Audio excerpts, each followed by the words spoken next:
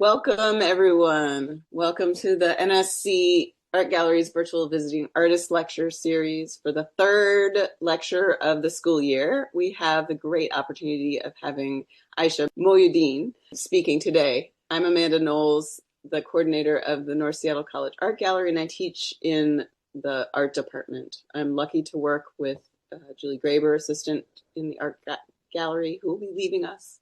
But she's working behind the scenes today. We are both supported by work study students Coley, Emma, Lillian, and River. And you'll see them in the art gallery when you visit. We have live transcript available for those of you who want it or need it. It can be turned on by clicking Show Captions button at the bottom of your Zoom screen. Our upcoming artist lectures and exhibitions are all planned for the year. We have 3 more artist lectures, including this one. Please see Facebook, Instagram, our website, and flyers around campus to find out what's going on in the gallery, both shows and talks. We also urge you to visit our website, which has a link to the NSC Art Gallery's YouTube page with links to the recordings of nearly all of the talks to date. We should get this one up there by the end of the week, I believe. Julie will post our links in the chat for the art gallery. You can sign up for emails by contacting us at nscartgallery@seattlecolleges.edu. I also want to say this is the last week of the exhibition Sustenance, Interweaving Food and Identity. This wonderful group show is up through this Friday. It is a great exhibition, and I urge you to see it if you are able, and it is a good opportunity to see 3 of Ayesha's pieces. Gallery hours are Monday through Thursday, 11 a.m. to 5 p.m., and Fridays, 11 a.m. to 2 p.m. We always start these lectures with land and labor acknowledgements, and I will share my screen here. So first, the land acknowledgement. North Seattle College acknowledges that we occupy the lands of the Coast Salish peoples, the descendants of the first peoples of this region, a people whose culture endure and are valued. Without this land and these cultures, we would not have access to this gathering, dialogue, and learning space. We take this moment to honor and thank the original caretakers of this land and their descendants who are still here. We encourage participants here today to consider our responsibilities as we stand in solidarity with the sovereignty, cultural heritage, and lives of Native, Indigenous, and First Nations peoples. And we also have a labor acknowledgement. We also pause to recognize and acknowledge the labor that created the United States and from which we all benefit. We remember that our nation is built on the labor of enslaved people who were forcibly brought to the U.S. from the African continent, and we recognize the continued contribution of their survivors. We acknowledge immigrant labor and recognize that voluntary forced and prison labor contribute to the building and ongoing maintenance of our nation. We acknowledge all unpaid caregiving labor. Additionally, we acknowledge the critical importance of the work towards racial equity that continues across this country in response to racial injustice and generations of structural racism. We know that it is not enough to give a hollow acknowledgement and have to be sure that we're taking action. We show you here what actions North Seattle College and the NSC Art Department are taking to support BIPOC individuals and institutions and to be held accountable. Thank you. Okay, there will be an opportunity to ask questions at the end of the lecture. You can ask these questions yourself at that time, or if you put any questions in the chat as they come to mind, we will read them at the end of Ayesha's lecture. Please also add any comments you want to the chat, any support, as it will be sent to Ayesha afterwards. The NSC Art Gallery is honored to have support from the college, student leadership, and from all of you here today. Thank you for attending these events and sharing them with people that you know who might enjoy them. Keep visiting the gallery, stopping in to say hello, and building the art community at North. Thank you. And now for the real reason that we are here today. It is my pleasure to introduce you to the artist Ayesha Mohyuddin. Ayesha received a BFA with concentration in sculpture from Washington University in St. Louis and an MFA in jewelry and metals from the Rhode Island School of Design. She's participated in numerous group exhibitions, and in 2025, she mounted a solo exhibition entitled Untie the Knot from My Tongue at Das Schaufenster here in Seattle. Ayesha was selected for a residency at Centrum Foundation an emerging artist grant through Seattle Metals Guild and was a Society of Presidential Fellow at RISD. She teaches jewelry and metals at Pratt Fine Arts Center and here at North Seattle College. She is an assistant to the artist Lori Talcott, was a stonecutter for Jamie Joseph Jewelry, and has held many other jobs in the arts. Her beautiful work centers knowledge transmission, history, process, and materiality. We will hear about her ideas and work, but I also urge you to read her beautiful artist statement where she states that through her work and life, she seeks a taste of the divine. Welcome, Ayesha. Thank you so much, Amanda, for that introduction, that generous introduction. I'm really excited to be here. Thank you for including me in the group show at Sustenance. It's a great show. I really hope everyone's able to see it before it closes this Friday. And yeah, I'm so excited to be here. Thank you all for being here. All right. So I'm going to share my screen. So my presentation is called Luminous Eating. Let me take you to my childhood window, with its view of an enormous eastern red cedar, multiple species of oak, and a dark rural Tennessee skies. This is the place where I felt most luminous. Because although learning about and practicing religion was really important in our lives, as in my Muslim Bangladeshi American household, it was by this window that I felt I really experienced the divine. What is this gap that I felt between this discursive learning and experience? This is the question that really motivates me to make work.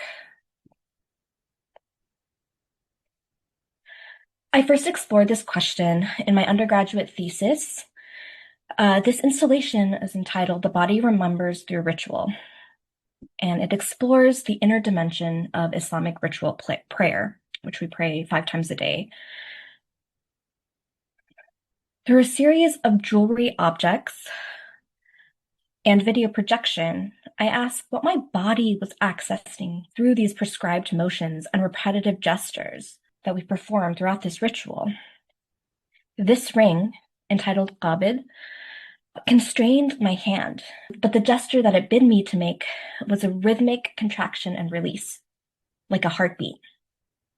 In the Islamic tradition, it is the heart, not the brain, that is the organ of intellection. These rings help me access a deeper knowings of my body. There are many ways of knowing. Modern society hierarchizes knowledge, placing rationality and discursive knowledge at the top. But what if we centered other modes of knowing? What if we sought knowledge from materials, like fruit or stone, or from the foods that we prepare and eat, or from our bodily gestures? My work explores different modes of knowledge, transmission to think through history, identity, spirituality, and place. I center materiality, process, material, culture, and food in my practice.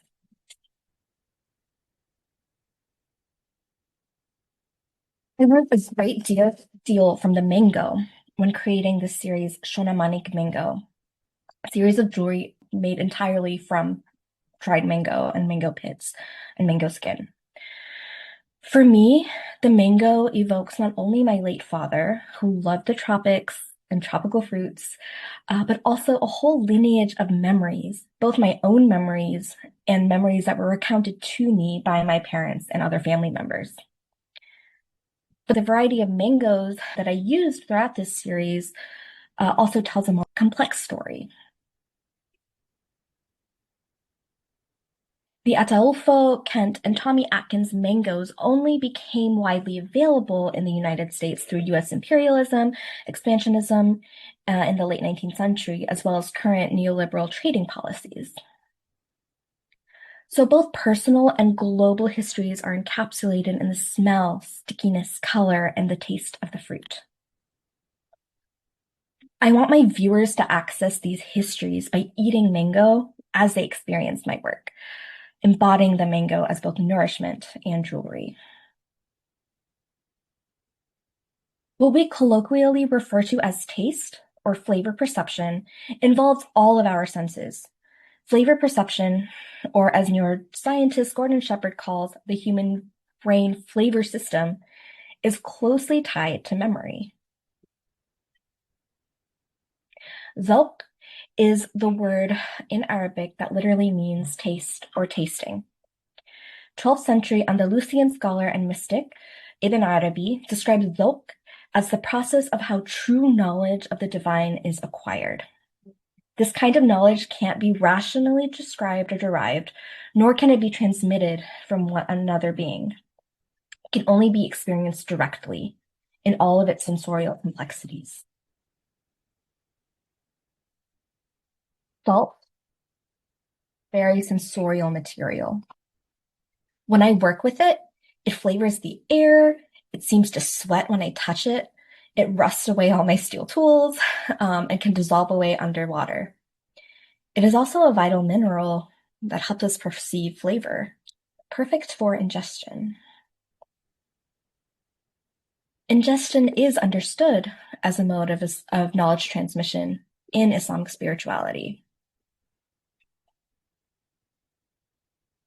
In his book, The Walking Quran, historian Rudolf Ware describes Quran schools in Senegal. In these schools, children learn to read, write, and recite the Quran from these wooden tablets. At the end of the day, they wash the ink off with water and then proceed to drink that water. So they're literally imbibing holy text. They both read the Quran and ingest its text, transmitting the knowledge contained within it both discursively and bodily.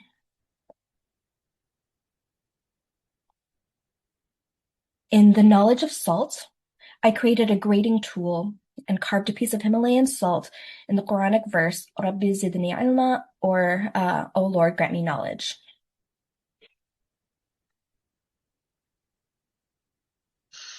If I grind this salt prayer over my food, will my prayer be answered? Will I receive more knowledge?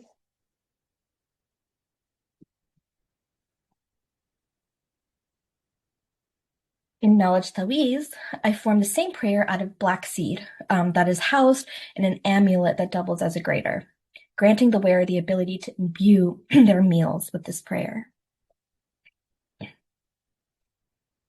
In O Lord, grant me knowledge, I take it a step further. Does eating a cookie molded in the same Quranic prayer amount to reading the verse from a book? Instead of reading the holy text, I eat the cookie. If I ingest the holy text instead of simply reading it, will it help me move from a discursive mode of knowing toward the experiential, intuitive, and embodied? In other words, can food render an untranslatable experience physically?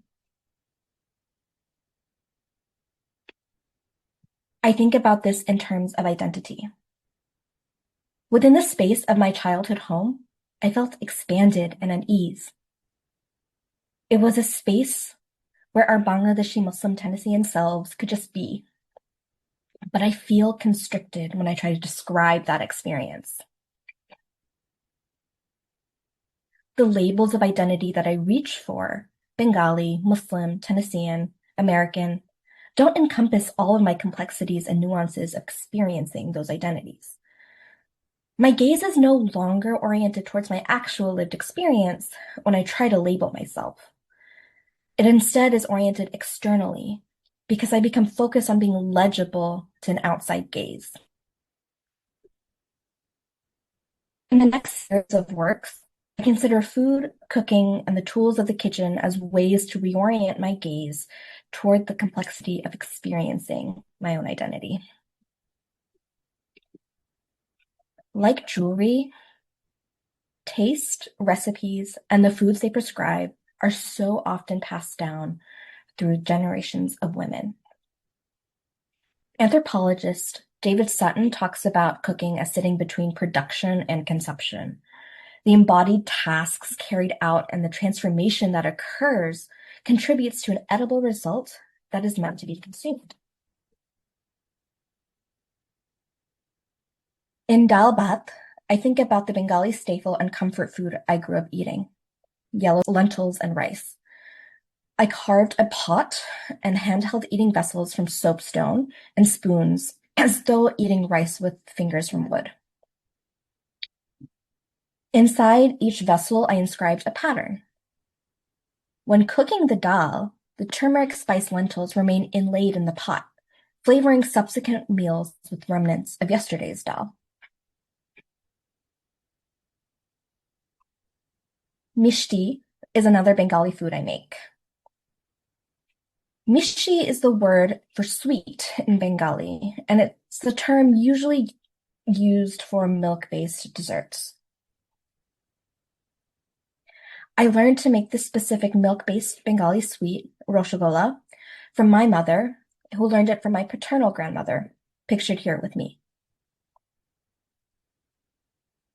But I had to be present in my mother's kitchen. She couldn't convey this dish through the written recipe alone or a phone call even. Truly learning the recipe required all of my senses and my physical presence in her kitchen. Shondesh, a sweet made with the same base that I learned from my mother, is considered a quintessentially Bengali dessert.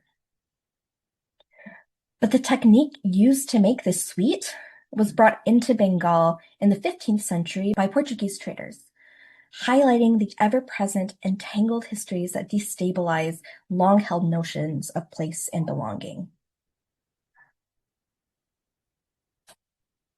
Tools do things that expand the possibility of action by extending the body into space. David Sutton writes that the environment within which tools live are not problems which humans must adapt, but rather constitute part of the total field of possible activity. So by carving my own molds, making mishti becomes part of my own field of action. I created a pair of necklaces made from shondesh molds. These molds are carved out of soapstone, a very soft and food-safe material. They're carved in the shape of Mughal-era stone amulets that were usually engraved with Quranic verses in Arabic. Each necklace is inscribed with a Quranic verse translated into Bengali. In this necklace, entitled Untie the Knot from My Tongue, it translates to, "My Lord, expand my chest for me and make my work easy for me, and untie the knot from my tongue that they may understand my words." I'm remembering reads, "So remember me, I will remember you." The Bengali translation of the Arabic texts reflect a subtle hierarchy that I felt growing up between my Bengaliness and my Muslimness. This hierarchy is reflected in the fact that, despite the fact Islam had been in the Bengal region for hundreds of years, it was not until the 1880s that the Quran was translated into the vernacular language of the region. I realized that how I conceive of being part of the Muslim world really consists of a center and a periphery, the center being Mecca, which then places Bengal in the periphery. Yet, as Jamil Aydin argues in his book, this broad geographic term, the Muslim world, did not really emerge until the late 19th century, when thinkers from predominantly Muslim lands appealed to their humanity to European colonizers who racialized and hierarchized the places that they colonized. In other words, this geopolitical term, the Muslim world, is a negative reactive identity, a term oriented towards the outside gaze.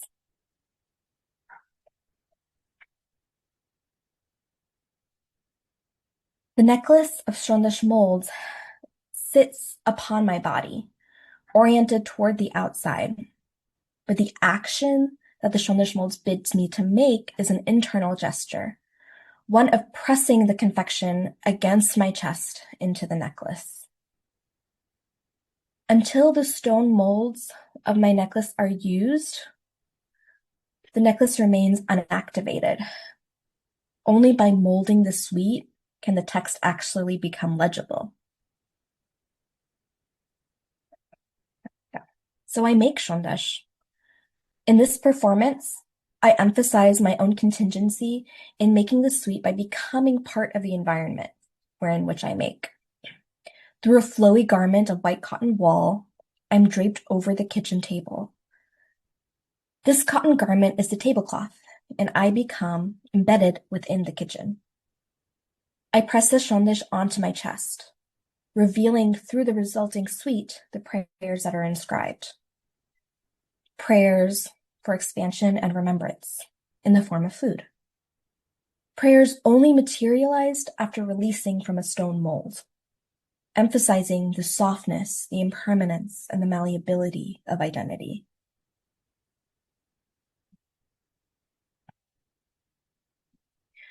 Where ultimately the resulting morsel is meant to be eaten, tasted, and ingested, embodied, collapsing all of the thinking and research into my body in the present through digestion.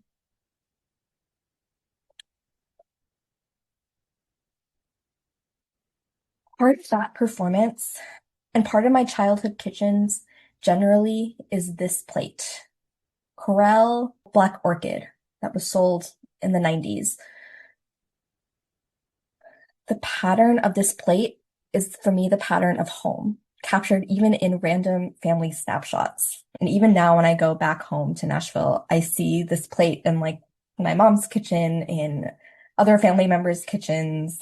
My cousins sort of say the same thing, that this is like a very homey plate to them, which is very satisfying to hear. But by carving these patterns into small soapstone vessels, I can turn anything into this plate. I can transform any surface into the pattern of home, reminding myself of the place where I felt most expansive.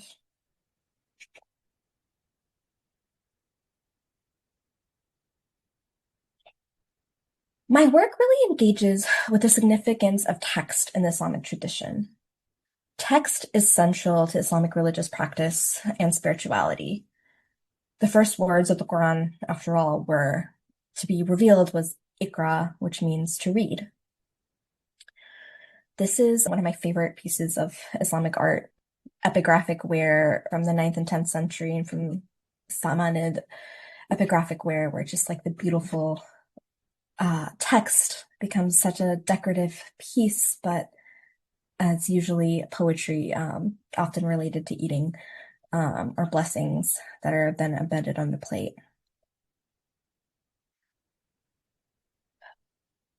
But the majority of Muslims worldwide don't understand Arabic, are not native Arabic speakers. Until translations became more widely available of the Quran, most Muslims engaged the text through recitation and through visual script. Meaning is not confined to the semantics of language. It exists in its sound and shape too. I want to re-enter the non-discursive modes of engaging the Quran. In my most recent piece, text becomes texture in this kneading bowl that I carved out of soapstone that references stone kitchen tools of South Asia. The parath, which is like a kneading bowl. This one's from marble, made in Rajasthan, 1910. And then the silbata or sholnoda, depending on shilnora, depending on the language. But this like mortar and pestle kind of plate that can really, really grind foods up.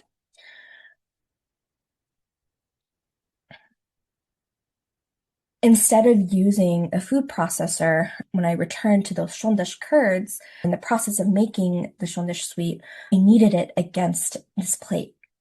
So against the Quran, imbuing this batch with reminders for accountability, really, is what the verse is really about, even if the words are not visible in the finished sweet.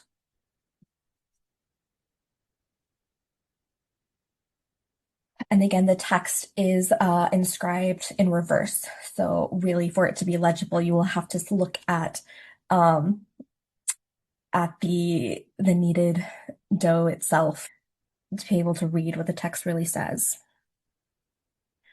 So this piece was displayed alongside my Shouldish necklaces this past October at Das Schaufenster in Ballard. So really thinking through how the tongue is an organ of both speaking and eating and tasting. So I'm really reorienting the Shouldish necklaces, I think, towards understanding text in this installation.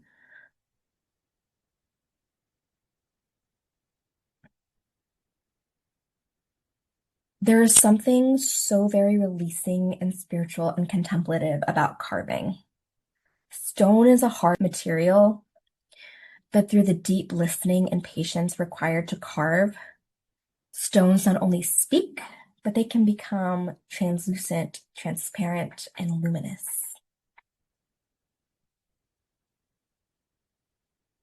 Centering the complexities of internal experience over externally defined definitions also feels like a process of turning something inert and lithified into something that's luminous, transparent, and permeable. I've been fascinated by jalis in Indian architecture, these perforated screens that are often carved out of stone. Simply how master stone carvers can carve away heavy marble, limestone, sandstone into these structures that seem light as air. It just seems so unbelievable to me that these are massive stones. I started to carve rocks that I found over the years into these little miniature jalis.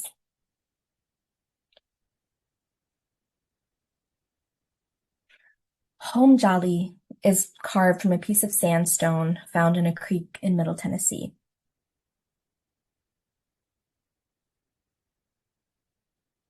Cedar jali is a brooch carved from a piece of shale that I found here in North Bend. It's carved in the shape of that great cedar tree from my childhood bedroom window,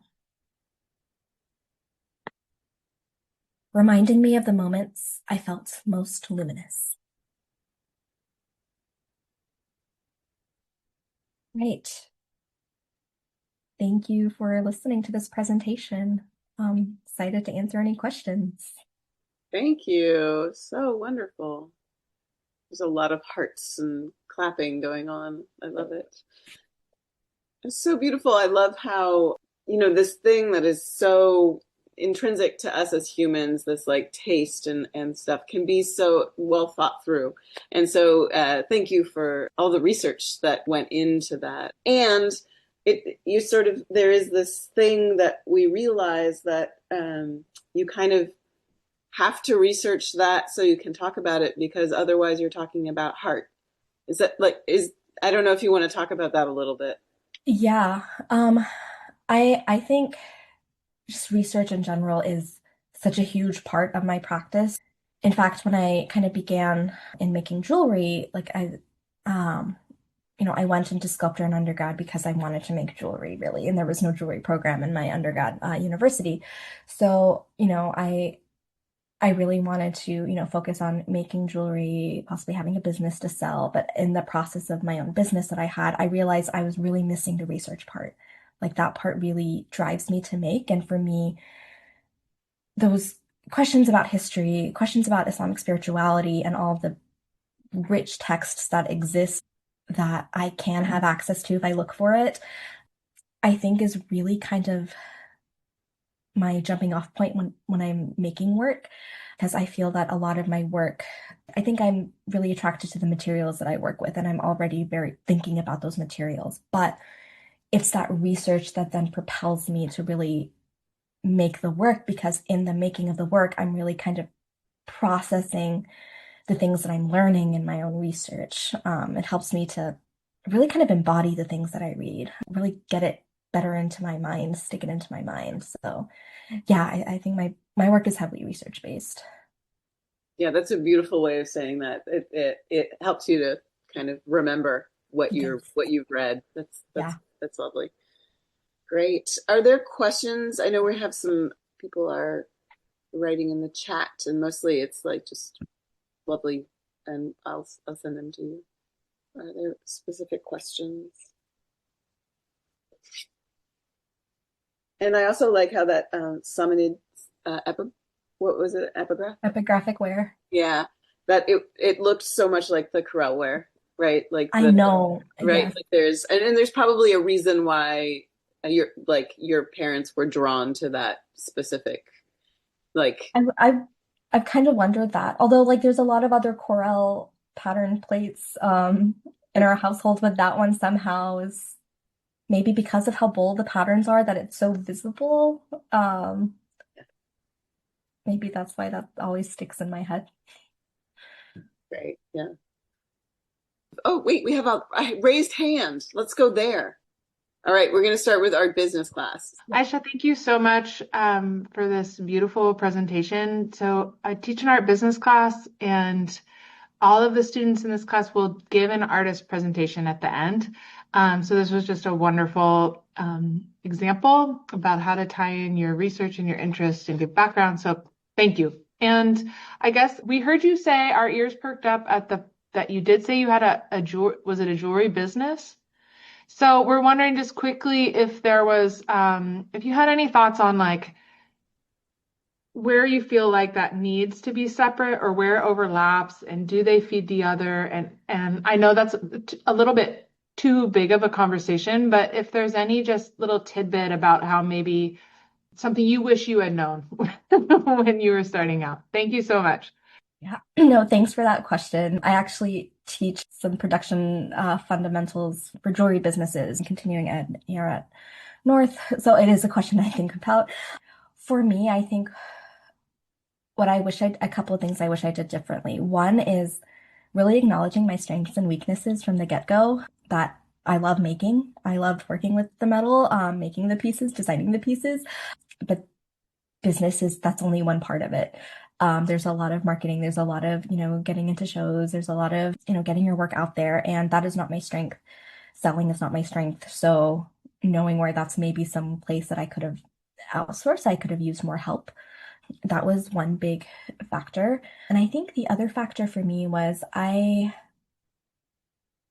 had a difficult time growing my business conceptually, in the sense that I kind of created almost a brand for myself very early on, and had these specific ideas of like really wanting to share Islamic geometric art with people. But as I grew, as I got older, and I realized that I felt very stuck in that narrative and that story that I made for my jewelry business, and I didn't know how I could grow out of it. So, and like I wasn't feeding like the need for more complexity and nuance in that narrative that I kind of just branded myself as. And then it became I felt very trapped. So I think there's absolutely a way to be able to have a production line and work as an artist. I mean, there's so many jewelers who do work like that.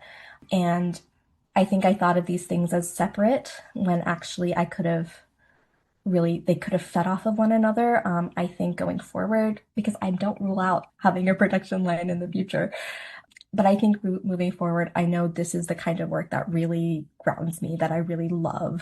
So allowing that to be the focus, and allowing anything I were to sell to be kind of fed from this work, whether materially, conceptually, through form, through technique, this sort of being the wellspring from which to make more work. Yeah, That's so valuable to hear. Thank you so much. of course. Justin, are you there? Yes, I'm here. My question was for Aisha, I really appreciate how bold you are in sharing your spirituality in your work. And I was wondering if that was something that you've always done in your work, or is that something that came over time? And because that's something that I would like to work with in my work as well. So I was wondering how that came about for you, or if it's just always been a part of your work. Yeah, thanks for that question. It's a great question. I think it's always been a part of my work. I think even when I was in high school, like making little like polymer clay little things for my family, there's something in the process of making that for me was very spiritual. Like I would even like still listen to like podcasts about different Islamic thinkers, trying to grow my own spirituality while I would be making these things in high school. And I think it was in college when I really was introduced to so many different ways of thinking, especially within a more Islamic context, just through the different coursework that I was able to take. So, in the same way that research just feeds my work in these different courses that I was taking in college, that fed into like that, those were the questions that I really wanted to explore. And so then, therefore, my art was reflective of that. Like those were the things that were going in my mind, and I wanted to really think through that. I will also say that, especially early in undergrad and making art, like growing up as a Muslim in a very small town where like we were the only Muslims at all, in a post 9/11 world, I was always very hyper aware of that Muslim identity. And so I think from the get-go, I feel like I was maybe going a little too deep into Muslimness in my work in a way that was not actually authentic. That was more like a response to, hey, Muslims are not all bad, kind of, trying to, in response to all of the Islamophobic atmosphere that I felt at the time. So I think for me, it was really centering what is my own actual internal spiritual experience and what is the richness of this culture that I have access to think through how, like, what is my actual response to it. So I think it just sort of pours out kind of naturally because those are kind of that is sort of the way I think through a lot of things. I hope that answers your question. Yes, thank you. That's beautifully put. Right. As long as you're thinking about it anyway, you may as well put it to work in some respects, right? Yeah, and I think to hide it, Yeah. to not engage it was not authentic to me. Like it would make the work feel constricted and not real. Right. And some people will like it, some people won't, and that's just part of making work. You can't please everybody. Of course. There is a question that is being asked from the Ling's classroom, which is the ceramics room. And it is, what is your research process when making pieces? And how do you use that to create such strong concepts? And so we've been sort of talking about that a little bit through the way. But I wonder if there may be actually a way to kind of take someone through it. Is it more like that you are listening to a podcast and it clicks on something, or can you just be a little more like Yes, more specific. Yeah.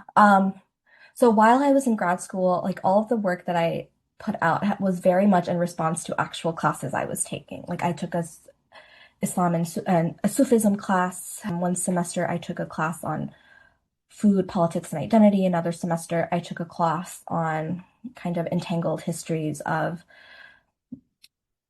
the tropics and tropical places.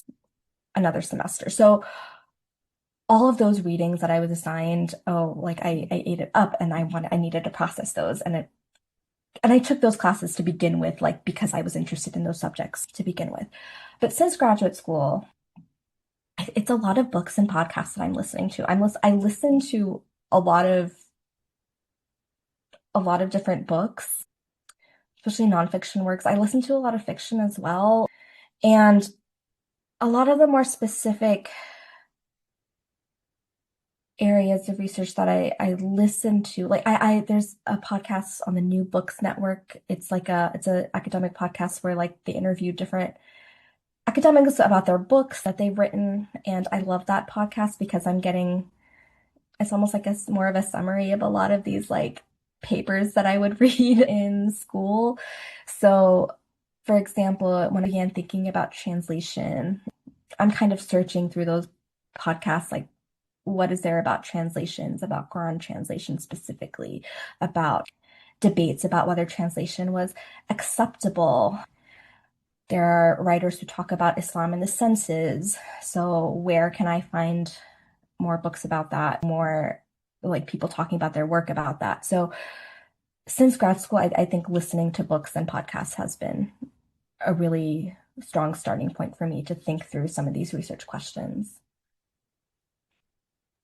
It's so beautiful to hear because I am an avid reader and I'm listen to books while I'm working, but I don't. There's no. I mean, there is, but I like all of a sudden I'm like, ooh, how am I gonna pull that into my work, right? Like that. Yeah. Yeah. There is a question from Julia. Thank you, Aisha, for sharing your work and research. I love how you talk about learning a recipe from your mother. Learning her recipe required all of my senses, my physical presence in her kitchen. The question is, once you've seen and experienced the intangible, not in the written recipe knowledge, how do you keep track of it and remember it? That's a really good question because I'm coming back to that multiple times. I think I hadn't even talked about this piece. There's a piece at the sustenance show, which is made from pita, which is like a type of Bengali dessert or Bengali food. It can be dessert or savory, but it's rice flour based usually. In this piece specifically, nokshi pita is highly decorative. And so there's a way to make the dough so that it carves nicely, it stays in shape, it's not too mushy, it's not too dry. When my grandmother was alive, she was able to like tell me a little bit more because it was something that she would make back in Bangladesh. It was something her father was really good at making. She never made it in the States, but I was able to have her critique what I made and like she liked it, which was, oh, that was a wonderful moment. But my first practice in making all of these sweets was in 2022. I made it again for another show in, was it 2024? And I did not write down my method of perfecting that batter, that dough. So I kind of had to do it all over again. Like I was I was researching through YouTube really because my grandmother was no longer with us. So I was going online. There are different Bengali women from countryside in Bangladesh talking about how their process of making the pita. And so from some of those videos, I realized, oh wait, I needed this kind of specific rice flour because I can't just make that rice flour at home, but I can buy it elsewhere. And so I'm still like, it was never a written recipe that I could find that gave me the answer. It was still listening to other women, to other people talking about their process. And for me, as a diasporic Bengali, third generation, it was very like, it was something I really thought about that I was going onto YouTube listening to people in Bangladesh talking about how they make their food. And so I figured out the batter, the dough recipe again in 2024, and then I had to do it again this past April in 2025. So this time, because there was a less amount of time but that had passed, I was way better at like, okay, this is like the proportion of water. This is I need to cook it like this. My dough came out pretty good the first time, but every time I think I'm gonna write it down, but I don't. And I can't like remember fully what I did when I think back, oh, let me try to write it down. So to me, it feels like it's something I just really need to practice. Like it's just practicing, practicing it Because again. the people who make I'm sorry to interrupt, I didn't mean to, but because the people who make this and have made it through are doing it weekly or they're doing it Yes. daily or they're like Yeah, yeah. right. So it's hmm like it's muscle memory It's and muscle memory. yeah. Yeah, yeah. And then maybe the weather changes and things have to change and like you're okay with that as well. Yes, that flexibility. Yeah. Oh, that's so beautiful. Are there other questions?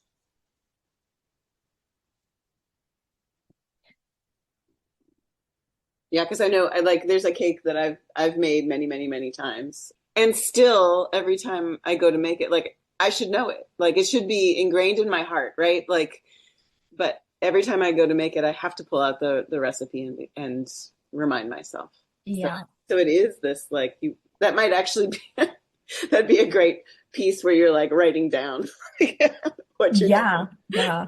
With like greasy fingers and like marks all over the paper. Yeah. Yeah. Okay. As your work was heavily research based, is your focus on the interplay or just juxtaposition of that style of learning versus experiential discursive learning a reaction to engaging in so much research? That's a good question. Actually, that's a yes, I And think so. the I second mean, like, part is if yeah. so, was it a conscious decision or intuitive? Was it a spiritual reaction? Oh, that's really good. I think I'm a chronic overthinker and I'll overthink everything and I just have to start doing things. And so there's a deep tension and like that's just the way I seem to like operate in the world. And that's like there's a joy in just learning all of these things, but then I will put off actually making things and being in the studio and letting like my mind and body take over. And it's a joy when I do that, when I let go. And so I think that is absolutely a response to just like kind of my own operating system. That sometimes I just gotta let go and just start the thing and do the thing. There's no point in overthinking. And then I think there's also kind of a broader reaction, a broader response, like both spiritually and just academically of just like what are the things that we really value? What there's value in data, there's value in looking at the world through through the scientific process. There's a lot of value in that, but when that becomes the only thing, that's where I really chafe against. And I think that's a lot of my work is sort of just a response to that. And I think I see that kind of coming in through religiosity in contemporary Islamic religiosity in the United States of like, are we focused too much on like very textual things? Are we focused a little too much on like this current, I guess, modern era epistemology of where we aren't valuing experience, we aren't valuing like the thought of eating Quran would be just like outrageous. But there was a time where that wasn't outrageous, that was like practical, that would make sense. And so yeah, I think it is a response to multiple things, both in myself and like what I feel both religiously and societally. So well said. Thank you. Oh, there was a question because when you were talking about working with salt, someone asked in the chat, how was it working with salt? And I think the reason that question comes up, it was because that little section of what you said, just like all of a sudden we were touching it and we felt the humidity and all of that stuff, right? Like it really was a really nice and sort of a sensual question. So is there anything more that you would like to say about that? Or It was it's soft, like it's not that hard on the Mohs scale, but because of its fracture, like it was kind of hard to carve because it liked to break in very specific ways. But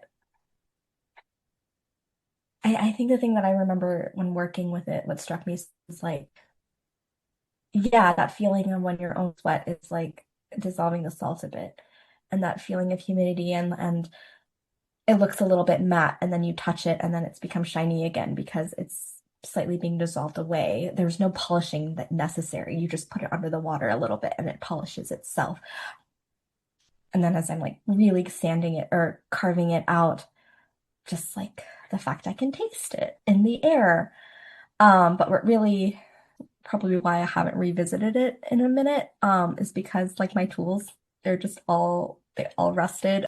My flex shaft rotary tool, the hand piece, that's now become like my lapidary hand piece because it's so like rusty. I had some good files that got too rusty. It was really difficult to control my environment to prevent the salt from getting everywhere and rust everything away. So I think that's like the thing that I would want to do is sort of try to control the environment a little bit more if I were to revisit that material. But at the same time, that is like the property of the material that it does kind of embrace everything. Yeah, isn't that interesting that it does react to everything in your Yes. space? Yeah. Yeah. Yeah. Well, what a beautiful talk. And thank you for giving us so much time to ask these questions that I think we got so much out of. And I really appreciate it. Thank you for giving me this opportunity. Thank you for all the questions. I love answering the questions. So thanks so much.